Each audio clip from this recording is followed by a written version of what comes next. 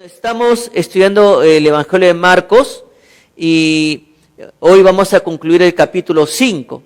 Es muy interesante porque Marcos nos habla mucho sobre nuestra posición como ciudadanos del reino. Y hemos iniciado ya hace 2 domingos esta serie de triunfos. Hemos visto primero, el triunfo sobre la naturaleza. Luego vimos el triunfo sobre el poder de las tinieblas o los demonios. Y hoy vamos a ver el triunfo sobre la enfermedad y la muerte. Es maravilloso cómo Dios a través de Marcos hace encajar 2 historias en una sola.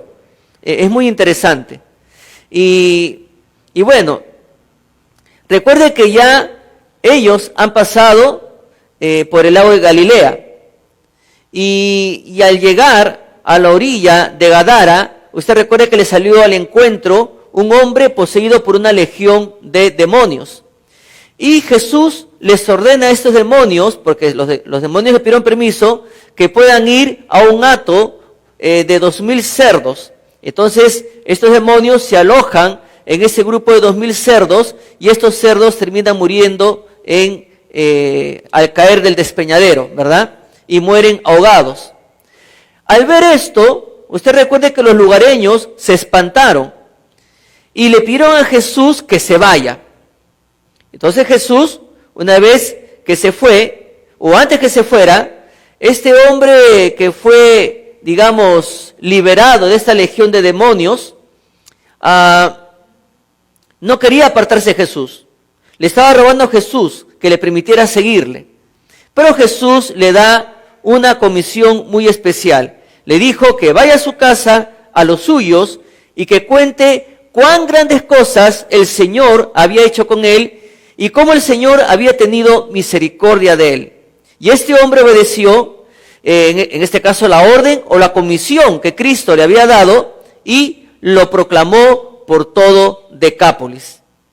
Ahora, ya que los lugareños le han pedido a Jesús que se vaya, Jesús nuevamente procede ahora a cruzar nuevamente el lago. Ese lago tan interesante, ¿ya? Nuevamente va a recorrer otra vez 10 kilómetros para regresar otra vez a Capernaum. Primero había salido a Capernaum, cruzó el lago de Galilea para llegar a Gadara. Ahora hace el milagro en Gadara y la gente le pide que se vaya. No lo quieren tener ahí. Entonces nuevamente va a cruzar otra vez hacia Capernaum.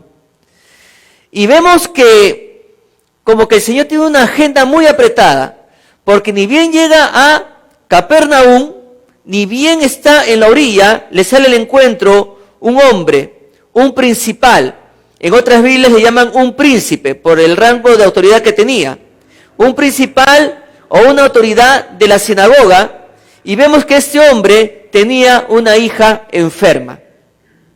Lo que vamos a ver es que la hija enferma del principal, este principal tenía un nombre, y el nombre de este varón era Jairo. Ahora, vayamos un momento a Marcos capítulo 5, versículo 21. Marcos capítulo 5, versículo 21.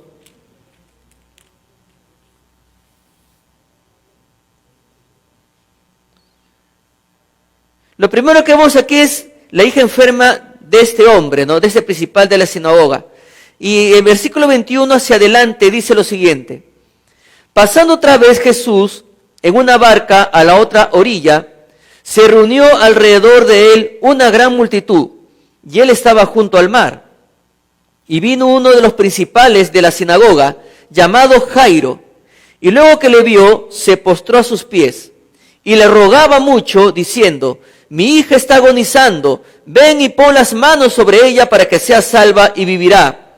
Fue pues con él, y le seguía una gran multitud, y le apretaban. Este hombre se llamaba Jairo. Este hombre era un principal, era una autoridad en la sinagoga. Este hombre era influyente. Este hombre tenía mucho dinero. Este hombre, pues, tenía un rango de autoridad y era uno de los líderes de la sinagoga y por lo tanto era un miembro muy importante, un miembro fuertemente reconocido por su comunidad. Este hombre, dice la Biblia, cuando vio a Jesús, fue hacia él y lo primero que hizo fue postrarse ante el Señor. Y en el griego, postrarse significa caerse. O sea, se cayó, cuerpo a tierra, o sea, se postró totalmente. Ahora, si un hombre escucha que por ahí hay otro hombre que está proclamando ser el Hijo de Dios y que está confirmando por sus milagros que todo poder que sale de él es de parte de Dios, ¿qué hombre que tiene una hija que está gravemente enferma no corre hacia él y se postra y lo adora de la mejor manera para que este hombre pueda ser escuchado? Y aquí cayó a los pies de Jesús. Y este acto de caer a los pies de Jesús nos está mostrando que Jairo desechó en ese momento, puso a un lado su rango, puso a un lado su prestigio. Y seguramente Jairo, como principal, como autoridad, Jairo estaría acostumbrado a que otros le suplicaran favores, ya que él tenía una autoridad. Y Jairo, en este caso, seguramente estaría pues permanentemente acostumbrado a que la gente tocara la puerta de su casa, que lo buscara en la sinagoga para suplicarle tantas cosas y tantos favores, aprovechando su rango de autoridad. Pero esto es muy interesante, porque en ese contexto, y ya que hemos leído Marcos del capítulo 1, hemos estado estudia y estudia versículo tras versículo, hemos podido ver que había un grupito que siempre hostigaba al Señor Jesús, siempre lo perseguía, para ver qué palabras decía y para ver qué actos realizaba. Se trata de los religiosos de la época de Jesús, hombres como Jairo. Le seguían fariseos, le seguían los escribas, le seguían los saduceos. Y ahí estaban ellos escuchando las enseñanzas de Cristo, ahí estaban ellos escuchando y viendo lo que hacía Jesús, no para dar gloria a Dios, sino para buscar la manera de cómo acusarle.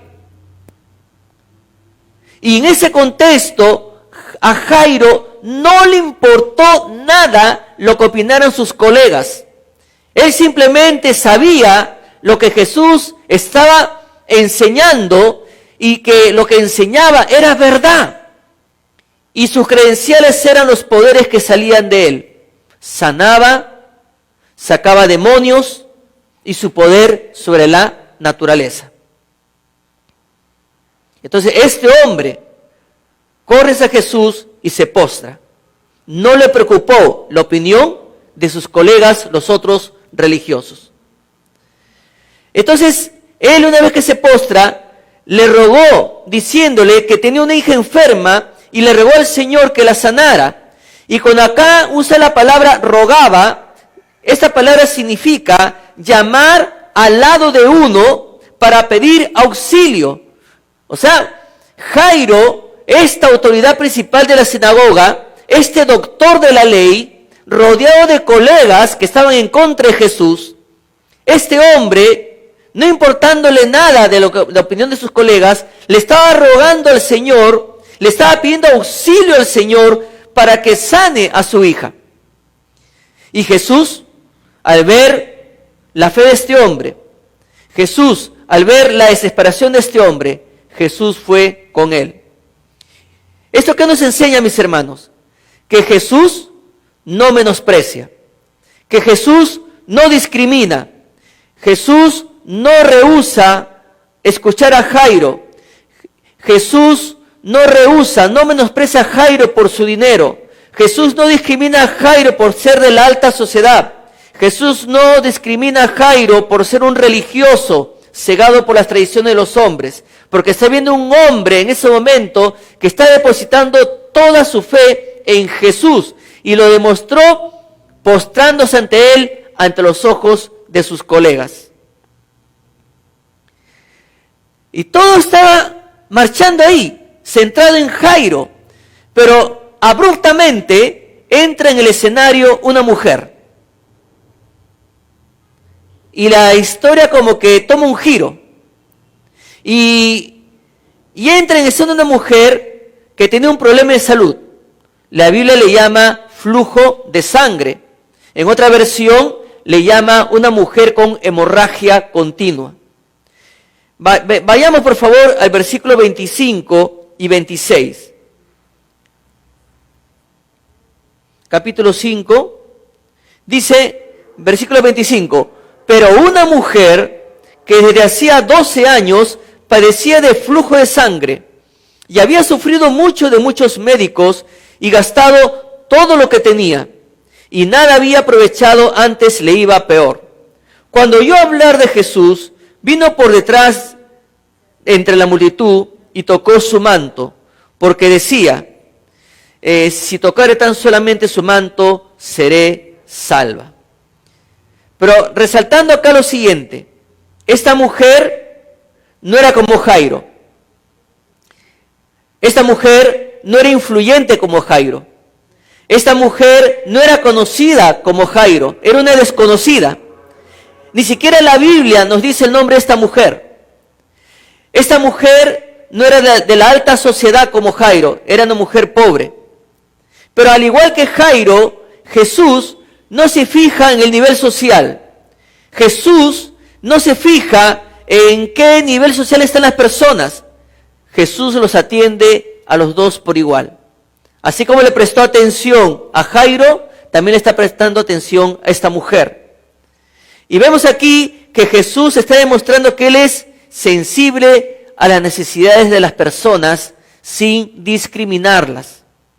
Entonces, la Biblia nos comparte que esta mujer sufría con esta enfermedad ya 12 años. O sea, son muchos años de dolor, son muchos años de incertidumbre. La Biblia también nos dice que muchos médicos le hicieron sufrir con tantas pruebas que le hacían de manera primitiva. Actualmente, cuando usted va por algún dolor físico, los médicos le envían a hacer pruebas. Y las pruebas más dolorosas, ¿cuáles son? Señor, usted tiene que hacerse unas pruebas. ¿Cuáles son las pruebas más dolorosas? Los análisis de sangre. Porque te van a hincar, pues, hermano. Levante la mano a los que le gustan que le inserten agujas en su cuerpo. Le digo algo, sin intentar excederme del tiempo. Qué emocionante fue cuando comencé a estudiar esta hermosa carrera de la farmacia. Pero la parte más hermosa fue cuando nos dijeron que todos pasan por enfermería. Había un curso que se llamaba enfermería. Y lo que sí no me dijeron es que en enfermería había una frase que decía, hincaos los unos a los otros. Cuando nos dijeron que íbamos a llevar el curso de inyectables, yo llevé, porque ya había una costumbre antigua, ¿no?, que todos debían llevar su naranjita. Y su jeringuita con su aguja, pues, para estar ahí practicando con la naranja, ¿no? Entonces yo le digo al doctor, doctor, ¿qué tipo de naranja traemos? ¿La naranja guando o otro tipo de naranja? No, ya no usamos la naranja, ahora la naranja eres tú, me dijo. Y nosotros, pues, los compañeros quedamos, ¿no? Hay una sensación extraña cuando sabes que te van a hincar, ¿verdad? Y al día siguiente todos fuimos con nuestras jeringas, con las listas que nos habían dado, las ampollitas, con el agüita especial. Y qué sensación cuando vi que todos destapaban, ¿no?, esa tapita de la jeringa y veas la aguja, ¿no? Entonces el doctor nos comenzó a enseñar a cómo proceder, ¿no?, a cómo ubicar el hueso ilíaco para que no vayas a tocar el nervio ciático y todos los detallitos, ¿no?, para que el paciente, pues, tenga un dolor cómodo. ¿Dónde se ha visto un dolor cómodo? Pero bueno, se hace lo mejor que se pueda para que el paciente la pase de lo más hermoso, ¿verdad? Imagínense, si eso era en intramuscular, imagínense cuando llegó el curso de endovenosa. Eso es más duro todavía y para algunos traumático. Porque cuando tú inyectas en la vena, sí o sí tiene que jalar el émbolo de la jeringa para comprobar que está en la vena y tiene que salir sangre. Y yo he visto compañeros que se han desmayado y compañeros que se han atacado de nervios, que estaban así con la jeringa y el doctor, no, ¿no? Y tenía que agarrar la mano porque si no le cortaba por dentro con la aguja. Y me tocó a mí, ¿no? Y bueno, me tocó, bueno, uno trata de asegurarse, ¿no? Voy a averiguar si alguien ya anteriormente ha puesto inyecciones, ¿no? Y me tocó un compañero, yo le pregunté, ¿tú has puesto inyecciones antes? Claro, esto es sencillo para mí. Ya, ¿dónde has estado antes? Yo estuve acá y por ahí. O sea, sabes, sí. ¿Ya has practicado en alguna farmacia, en algún policlínico? Sí, tengo experiencia poniendo inyecciones. Y entonces voy a practicar contigo. Y disculpen la expresión, cuando ya me tocó con él, descubrí que había sido chamullero, ¿no? Porque cuando me tocó intramuscular, lo vi tan nervioso que me dijo, agáchate, me gritó, ¿no? Agáchate, no te pongas nervioso. Él estaba más nervioso que yo, ¿no? No te pongas duro. Y en eso, ¡pah!, me dio, ¿no? Como si fuera un caballo. Y yo me moría de vergüenza porque todos eran delante de todos. Y yo decía, ya fui pues, ¿no? Y felizmente estaba el doctor, ¿no? Pero bueno, cuando uno le mandan a hacer pruebas, las más dolorosas son las pruebas de sangre, porque tienen que hacerte análisis, ¿no? Y bueno, yo recuerdo a una de mis hijas, la llevé de emergencia al hospital, ordenaron inmediatamente análisis de sangre, ¿no? Pruebas. Y fue muy doloroso ver cómo mi hija lloraba por el dolor de las agujas que le ponían en las venas para sacarle sangre. Salieron los resultados y el doctor no estaba seguro y ordenó ese mismo día hacerle otra vez análisis de sangre. En un solo día le habían penetrado a mi hija en sus brazos 2 veces, ¿no? Y bueno, y es doloroso. Imagínense en esa época, ¿no? En esa época, esta mujer, los médicos le habían hecho sufrir con sus pruebas primitivas, ¿no? En esa época la medicina no era tan avanzada como lo es actualmente. Pero a pesar que la medicina ha avanzado, igualito hay análisis que duelen, ¿no? Que hacen sufrir. Pero también hay otra manera que nos hacen sufrir los médicos, ¿no? También con el bolsillo. Y dice la Biblia que esta mujer gastó todo lo que tenía. O sea, había gastado todo lo que tenía para poder pagarles. De nada sirvió, porque la Biblia dice que le iba peor. No mejoró, no se sanaba esta mujer. Y esta mujer había sufrido mucho. Sufrió de flujo de sangre. Algunos expertos dicen que probablemente sufrió de flujo vaginal. Y ¿sabe lo peor? Miren, remontémonos a la época de Jesús. El hecho de que una mujer sufra de flujo de sangre, el hecho de que una mujer sufra de una hemorragia vaginal, según la ley, ella ritualmente estaba impura. Y eso pues la obligaba a aislarse de todo contacto humano. No solamente se le consideraba manchada, se le consideraba impura, se le consideraba pecadora, pero también la ley ordenaba que la gente se alejara de ella y que ella misma se alejara de la gente. ¿Por qué? Porque si alguien la tocaba, se volvía impuro. Si ella se sentaba en un sillón, ese sillón quedaba contaminado. Si ella se echaba en una cama, esa cama se quedaba contaminada. Miren el contexto tan terrible en que vivió esta mujer. La ley definía que la mujer que tenía flujo de sangre era una mujer en contaminación. Ahora, ¿cuál era la posición de un esposo, de tener una esposa que con un problema de sangrado que no tenía solución? Tenía toda la libertad de pedirle el divorcio. Qué triste, qué terrible. O sea, póngase a pensar, nadie la podía tocar, Nadie podía acercarse a ella. Su esposo, para no volverse impuro, tenía toda la libertad de pedirle el divorcio. Vaya que no solamente el dolor se lo causó a los médicos, no solamente el dolor de quedarse sin dinero, sino que estaba el dolor de estar sola totalmente. No solamente en el ámbito familiar, sino también en el ámbito comunitario. Y algunos expertos dicen que la mujer que sufría de flujo de sangre era tratada y sufría igual que un leproso. Porque usted sabe que en la época de Jesús a los leprosos también les exigían que no se acercara a nadie. Es más, les pedían que se fuera lejos de la comunidad para que no contamine a nadie. Y lo mismo ocurría con la mujer de flujo de sangre. También le pedían que se fuera y que se aísle. ¿Cuánto tiempo duró eso? 12 años. 12 años.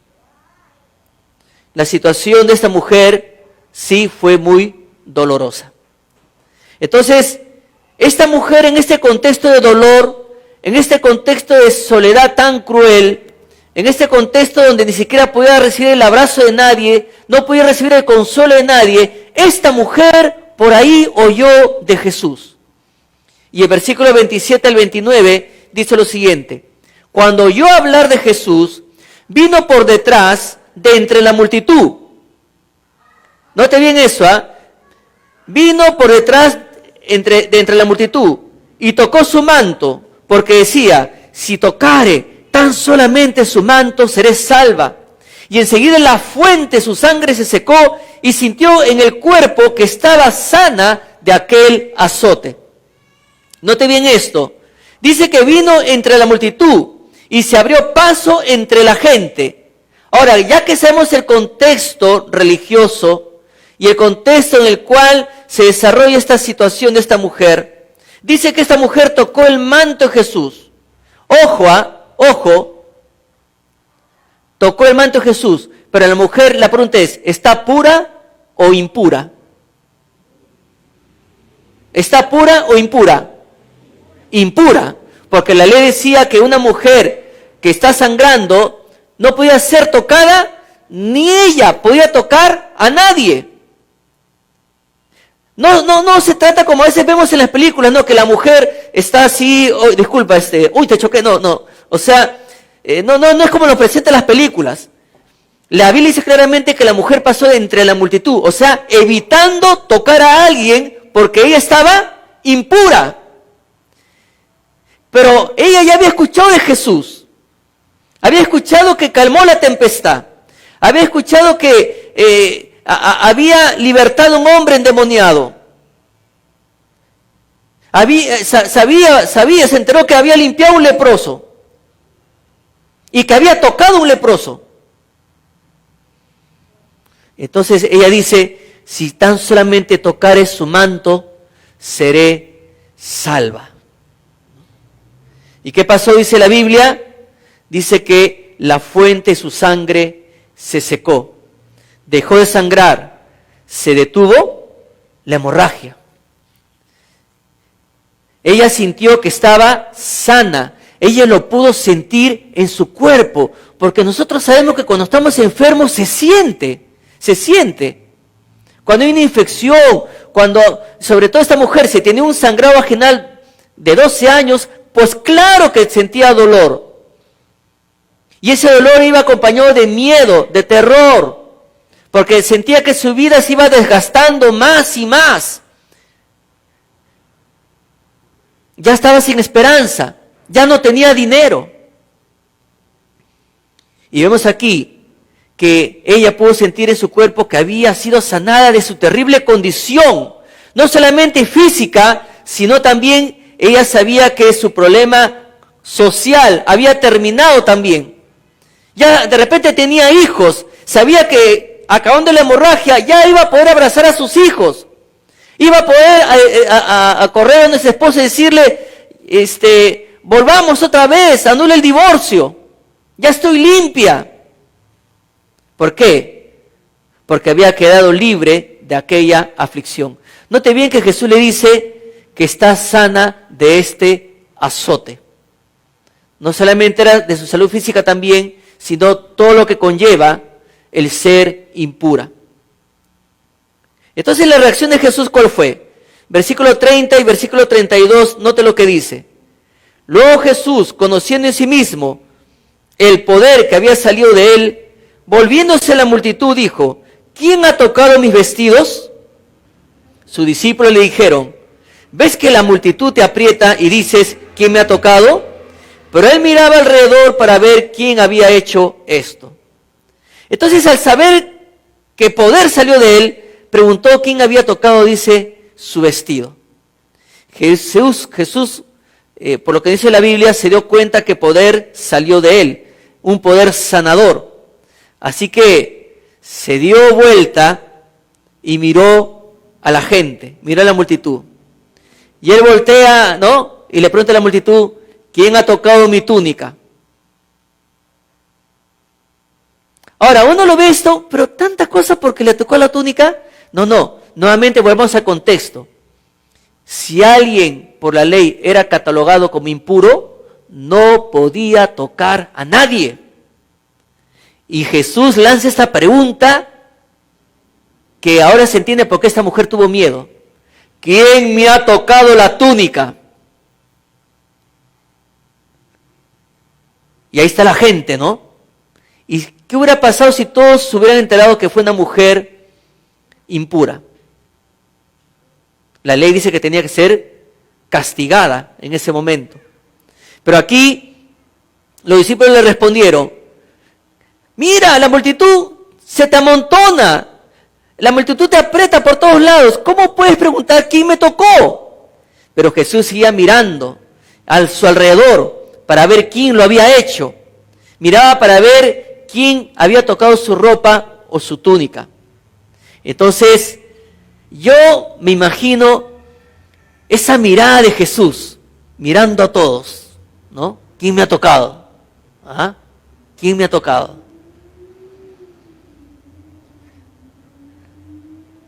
Algunas oportunidades yo he conversado con hermanos y hermanas y me dice, pastor, ¿por qué me mira así? ¿Cómo?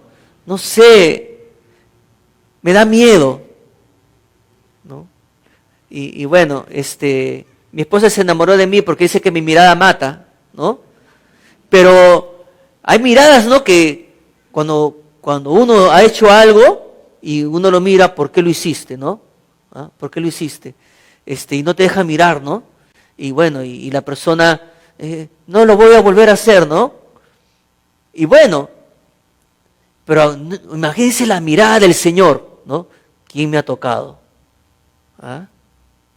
Y la mujer, dice el versículo 33 y 74, la mujer temiendo y temblando, sabiendo lo que en ella había sido hecho, vino y se postró delante de él y le dijo toda la verdad. Y él le dijo, hija, tu fe te ha hecho salva, ve en paz y queda sana de tu azote. O sea, tuvo temor, tuvo temblor. Esta mujer se asustó por lo que había ocurrido en su cuerpo. Acá vemos dos cositas interesantes y lo hemos visto anteriormente. Ella se quedó asombrada de lo que pasó en su cuerpo y a la vez pudo sentir el poder de Dios en su cuerpo. Eso genera, lógicamente, temor acompañado de asombro y alivio. Pero lo que le dio más miedo fue de que ella sabía que era impura. Todo judío sabía lo que indicaba la ley. Y esta mujer sabía que no podía tocar a nadie, ni la ropa de nadie, todo lo que tocaba contaminaba. Es por eso que ella vino por detrás, como decir, voy a venir despacito, sin que el Señor se dé cuenta, y porque tan solamente con tocar su manto seré salva, seré sana. Pero ella, al escuchar la pregunta del Señor, ¿quién tocó mi vestido? ¿Quién tocó mi ropa? ¿Quién tocó mi túnica? Se vio descubierta y tuvo miedo. Tuvo miedo de que el Señor optara según la ley, ¿no? Por haber quebrantado la ley. ¿no? Que el Señor hiciera algo contra ella por haber quebrantado la ley. Pero no. Y vemos aquí, mis hermanos, vemos aquí que ella, una vez que se sintió descubierta por el Señor, ella se postró ante Él. Nuevamente lo mismo que hizo Jairo. Jairo se postró ante Jesús. Cuando vio a Jesús, se postró ante Jesús y le derramó su alma a Jesús. Le contó a Jesús lo que estaba pasando a su hija. Ahora esta mujer se postra ante Jesús para confesarle lo que había hecho, ¿no? Le dijo toda la verdad, o sea, confesó que lo había tocado, confesó que había violado la ley. Pero me imagino a esta mujer que le decía al Señor, Señor, yo tuve que venir por detrás, evitando tocar a la gente porque soy impura, pero yo sabía que si tocaba tu manto, yo sería salva. Jesús, ¿qué le dijo? Jesús le dijo, hija. Y esa palabra hija, hermanos, en ese contexto judío, refleja cariño. Miren, en un contexto hostil, donde ella tiene miedo de que Jesús la reprendiera, en ese contexto hostil, donde si la multitud se enteraba de que ella era impura, porque ella estaba bajo riesgo en ese momento, en ese contexto tan hostil, Jesús le dice hija. Le dice, y en ese momento Jesús le refleja cariño. En ese momento Jesús le está demostrando que la acepta. La acepta. ¿Sabe por qué? Porque durante largos 12 años, esta mujer no podía ni siquiera recibir una caricia. Durante 12 años, esta mujer permaneció sola. Durante 12 años, ella ni siquiera podía tocar a sus hijos, ni a su esposo, ni a algún pariente, ni a alguien. O sea, no podía recibir consuelo de nadie. Y en ese momento Jesús sabía que esta mujer necesitaba el afecto que es importante en todo ser humano. Y le dijo, hija, cariño, aceptación. Y también hija es una palabra que salva. Es una palabra que sana. No solamente sana físicamente, sino también, sobre todo, emocionalmente. Y mientras esto ocurrió, ¿no? Jesús le dice, tu fe te ha salvado. O sea, tu fe te ha sanado. Has sido sanada porque confiaste en Dios, en otras palabras. Y Jesús le dice, ve en paz, vete tranquila, queda sana. Y es interesante porque cuando acá en la Reina Valera dice, queda sana, eso significa que Jesús le está diciendo, se acabó tu sufrimiento, se acabó tu aflicción. Porque no solamente es un problema físico que la volvió impura, sino que también Jesús está resolviendo un problema social. ¿Por qué? Porque ella era discriminada por todos, desde su familia hasta su comunidad. No solamente Jesús se centró en sanarla físicamente, sino ver todo el contexto que la rodeaba. Y mientras esto ocurría, cuando se dirigía, porque mientras se dirigía a la casa de Jairo, apareció esta mujer en el camino, tocando el manto del Señor, y ocurrió un milagro. Entonces, ya esta mujer está sanada, y Jesús sigue dirigiéndose a la casa de Jairo. Y en el camino vienen unas personas y le dicen a Jairo que su hija ha muerto, ¿no? Recibe una mala noticia. Entonces, note lo que dice el versículo 35 y 36. Mientras él aún hablaba, vinieron de casa del principal de la sinagoga, diciendo, tu hija ha muerto, ¿para qué molestas más al maestro? Pero Jesús, luego que oyó lo que se decía, dijo al principal de la sinagoga, no temas, cree solamente. Entonces, ¿qué nos está diciendo aquí la Biblia? Centrándonos nuevamente a lo de Jairo. Estaban con el Señor Jesús dirigiéndose a la casa del principal, y le avisaron, le salieron al encuentro, ¿no? Unas personas que le dijeron que ya no moleste, que ya no fatigue al maestro, porque ya la niña ha muerto. Y le dijeron pues que ya no tiene sentido, que vayan a tu casa, Jairo, ya murió tu hija ya. Y bueno, ¿y qué pasa después? En este contexto de pandemia, todos hemos recibido noticias tristes.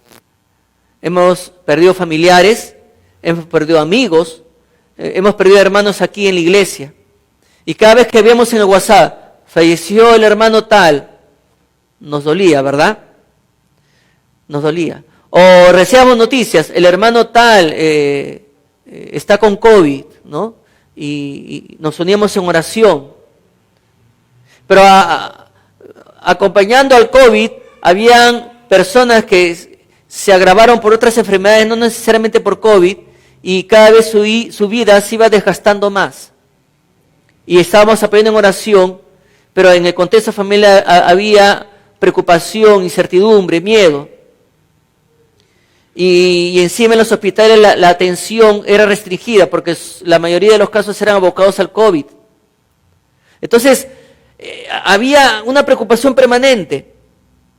Y eso muchas veces nos preocupa, o nos preocupó, nos desalentó por un momento, nos entristeció. Y lo mismo está pasando acá con Jairo, pero el asunto acá es que a Jairo le dijeron que ya su hija había muerto. Había muerto. Y bueno, pero Jesús sabiendo lo que iba a sentir Jairo como padre en ese momento, Jesús ¿qué le dice? No temas, Jairo. Le está diciendo, no tengas miedo, Jairo. Solamente confía. Solamente ten fe, Jairo. Y Jesús continuó rumbo a la casa de Jairo. Note lo que dice el versículo 37 al 40. Y no permitió que le siguiese nadie, sino Pedro, Jacobo y Juan, hermano de Jacobo. Y vino a casa del principal de la sinagoga, y vio el alboroto, y a los que lloraban y lamentaban mucho, y entrando les dijo, ¿por qué alborotáis y lloráis? La niña no está muerta, sino duerme. Y se burlaban de él, mas él, echando fuera a todos, tomó al padre y a la madre de la niña, y a los que estaban con él, y entró donde estaba la niña. Primeramente dice que Jesús no permitió que lo sigan. Había una gran multitud. Habían visto ya muchos milagros que había realizado Jesús y la multitud lo estaba siguiendo. Entonces no permitió que la multitud lo siguiera. Y no dejó que nadie lo siguiera excepto sus más cercanos, Pedro, Santiago y Juan, hermano de Santiago. Y llegó a la casa de Jairo. Y al llegar a la casa de Jairo, ¿qué encontraron? Alboroto. Y este alboroto era la costumbre cuando una persona moría. Este alboroto venía acompañado de llantos, y cuando la Biblia usa la palabra lloraban, significa que la gente lloraba con grandes aspavientos, o sea, lloraban excesivamente, lloraban exageradamente, y luego lamentaban, o sea, cuando llegaron a la casa de Jairo vieron que la gente lloraba, o sea, se lamentaba exageradamente y gritaba, daban grandes alaridos, según la expresión del griego para usar esta palabra, y hacía mucho alboroto. ¿Por qué? Porque en esa época, cuando fallecía una persona, había un grupo, digámoslo así, profesional, que realizaban ritos para acompañar la ceremonia del que nosotros actualmente le llamamos el velorio. Entonces, este velorio profesional, ¿no? O este acto profesional de estas personas incluía gemidos, llantos, golpes de pecho, jalarse los pelos, romperse las prendas, y aparte había otras personas que tocaban flautas para acompañar a este tiempo de velorio o de duelo. Entonces, y a la vez, todo este alboroto daba aviso a la comunidad, a los vecinos, que alguien había fallecido allí. Bueno, pero Jesús ingresa a la casa en medio de todo ese alboroto y le dice, ¿por qué hacen tanto alboroto? ¿Por qué lloran? ¿Por qué gritan? Si la niña solo duerme. y la gente comenzó a burlarse de Jesús. Siempre es la reacción del ser humano ante un mensaje de esperanza, ante un mensaje de consuelo que venga de Dios. Siempre la gente en su mayoría reacciona con burla. Entonces Jesús, ¿qué va a hacer? Va a resucitar a la hija de Jairo. Versículo 41 al 43 dice lo siguiente: y tomando la mano de la niña le dijo, Talita cumi, que traducido es, niña, a ti te digo, levántate. Y luego la niña se levantó y andaba, pues tenía, qué curioso, 12 años, y se espantaron grandemente, pero él les mandó mucho que a nadie lo supiese, y dijo que se le diese de comer. Vemos acá dos casos: una mujer que está enferma 12 años y una niña que está enferma también durante 12 años, pero muere. El primer caso es una mujer con una enfermedad que padece 12 años, pero es sanada por el Señor. Pero esta niña tiene una enfermedad que la quejaba 12 años, pero termina en muerte. Y Jesús, nuevamente, note bien, en el primer caso, en una mujer impura, ¿se le podía tocar o no se le podía tocar? No se le podía tocar porque era impura. Pero Jesús permitió que esta mujer tocara el borde de su manto. Pero curiosamente, dice que él ahora se acerca a un cadáver, esta niña muerta, y dice que él la toma de la mano.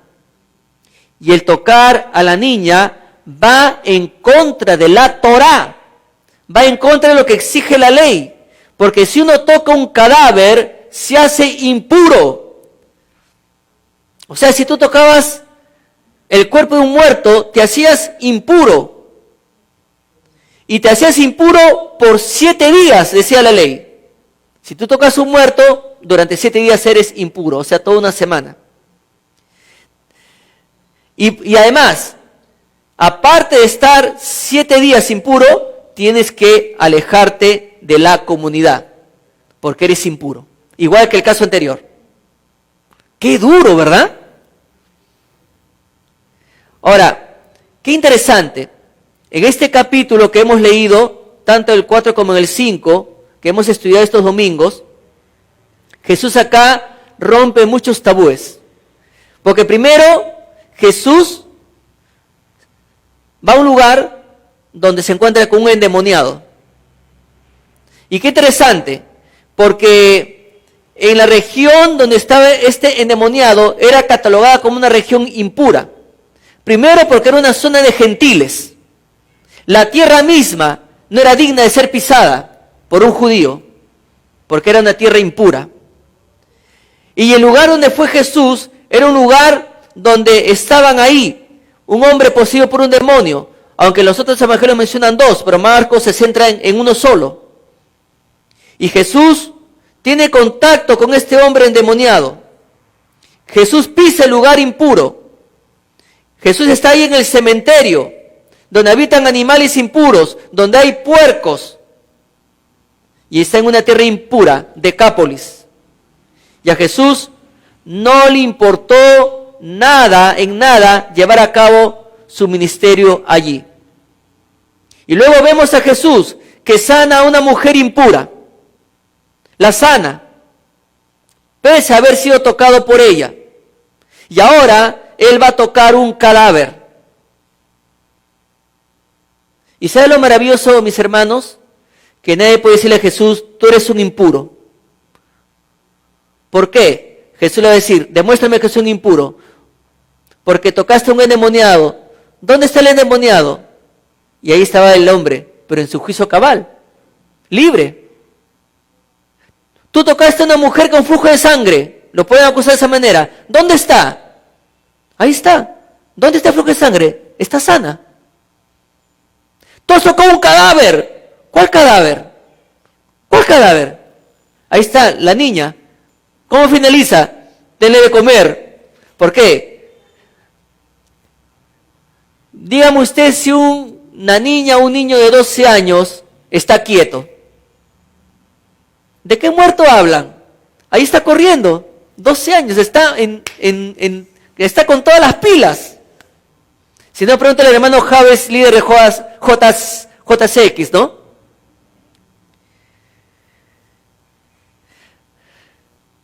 Vemos aquí que el Señor no discriminó a nadie.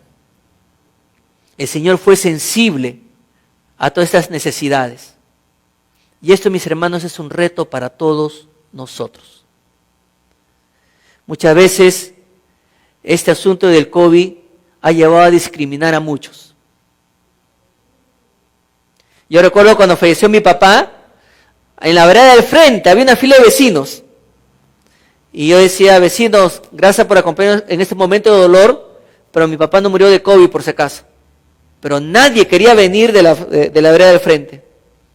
Y cuando perdías un ser querido, la gente te preguntaba, ¿de qué murió? ¿De COVID? No.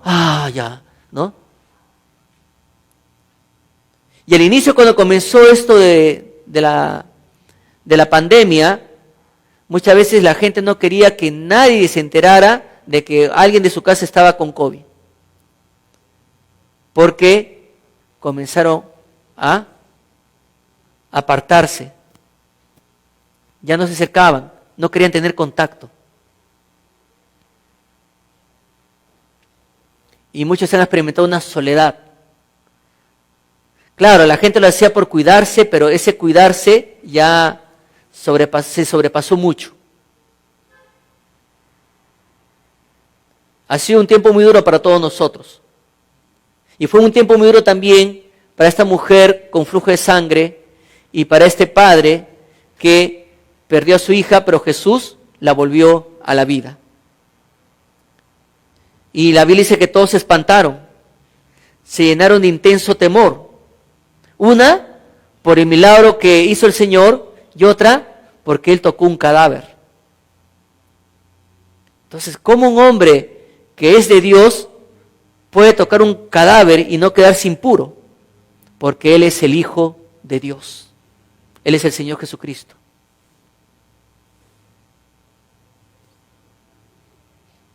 Y Jesús pues ordenó que le dieran su buen caldo de gallina, su buen lomo o vistalo pobre a la niña, porque tenía mucho que correr, mucho por hacer todavía. Mis hermanos, ya el Señor en este capítulo nos ha dejado un gran desafío. Él desea que nosotros seamos triunfantes, así como Él. Estamos viendo tiempos muy difíciles donde mucha gente se ha quedado desconsolada, muchas personas se han quedado aisladas, muchas personas se han quedado sumergidas en la tristeza, en el desconsuelo de haber perdido un ser querido, muchos están con el alma destrozada y Jesús quiere que lleguemos a ellos. Antes era que los drogadictos se sentían solos, que las personas mal vivir se sentían solas, porque eran los marcados y señalados por la sociedad. Pero mis hermanos, ahora todos hemos sido marcados y golpeados por esta pandemia. Y todos nos necesitamos los unos a los otros. Tenemos que actuar como Jesús. Él fue sensible. Él no fue indiferente a las necesidades de las personas en ese momento. Y Él quiere que tú triunfes de la misma manera. Nos toca seguir orando por los que no conocen a Jesús. Nos toca seguir intercediendo porque ahorita estamos en un contexto de gran dolor y el mensaje de consolación tiene que llegar al corazón de esas personas. Y el instrumento de Dios en estos tiempos de dolor es nosotros, su iglesia. Y tenemos que actuar ya, así como Jesús. Ni bien cruzó el mar o el lago de Galilea, se presentó la tempestad y les enseñó a sus discípulos que deben confiar en Él porque Él es Dios. Y en la vida vamos a tener tormentas y tenemos que triunfar sobre la tormenta. Luego cruza el mar y le sale pues el Gadareno. Jesús no le dice al Gadareno: mira, ahorita vengo cansado de Capernaum, en otro momento te atiendo. No, en el instante. La gente le dice: vete de acá. Cruza tras el mar. Aparece Jairo. Jairo, acabo de tener un mal tiempo en Gadara.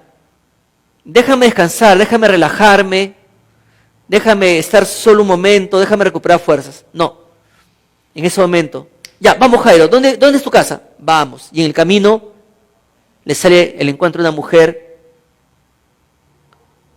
que tenía 12 años sufriendo.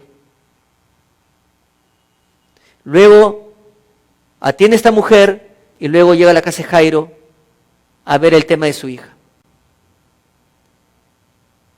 Sensible, sensible, sensible, sensible, sensible. Y todo, desde que hemos comenzado a leer Marcos, no vemos a un Jesús indiferente.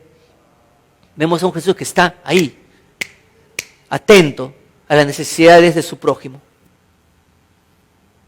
Tenemos que ser como Pablo.